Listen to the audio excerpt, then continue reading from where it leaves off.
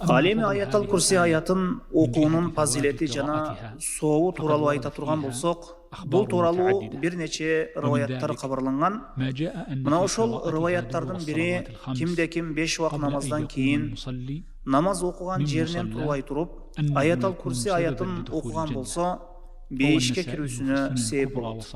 Имам Насаи Сунаны Кубрада, аны Ибн Хиббан Сахих деп айткан, Абу Умама радияллаху анхудан риваят кылынат.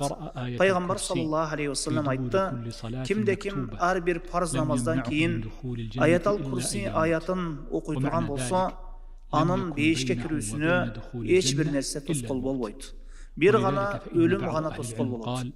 Мунун мааниси аны менен бейиштин ортосун тосуп турган нерсе өлүм гана болот. Кээ бир илимдүүлөр айтышат, ар бир фарз намаздан кийин таштабай окуп жүрдүм дейт.